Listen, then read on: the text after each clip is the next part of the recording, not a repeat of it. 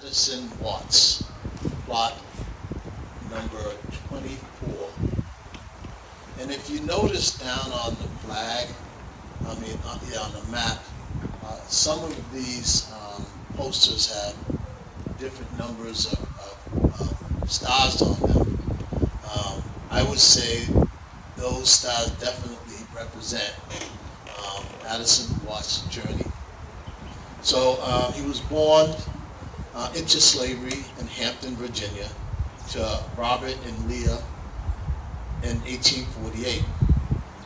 And by the age of 19, Addison became one of many freed blacks who were sent to the northern states following the Civil War. From there, he ended up in Boston, Massachusetts, and he lived with a gentleman by the name of Dr. Reynolds on Tremont Street in Boston. 3 years later, Addison married at the age of 22 his wife Minerva Johnson in Boston. From there, in 1871, he enlisted as a landsman in the Navy, which they say it's one of the lowest ranks at the time on a ship performing unskilled labor. His first term on board was with the USS Vandalia and was transferred to the USS Wyoming in November 1871. And the USS Wyoming was stationed at ports such as Cuba, Florida, Panama, Puerto Rico, Virginia, and in New Bedford. And then in 1873, he enlisted a second time, again as a landsman, for 1 year of special service on the USS Mayflower.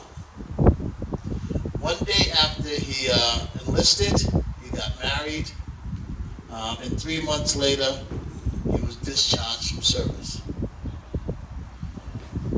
Addison also enlisted for a third time to the USS Sabine on August 11, 1874.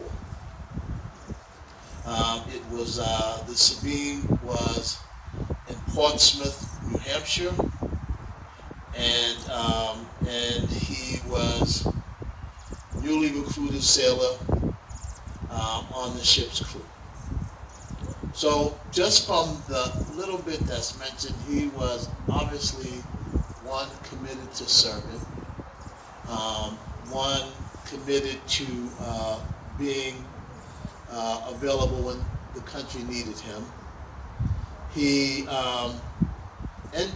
entered or ended up a year after being assigned to the USS Sabine. He ended up in the Massachusetts prison, which is the Concord Reformatory. And Addison died on May the 5th, 1880 at the age of 31.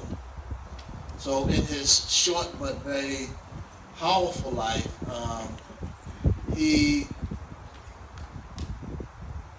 acted as a public servant to this country at a time, as everyone else mentioned, that a lot was going on in the United States. So I'd like to honor him, his family, those who he was connected with, and send him and the other veterans our pieces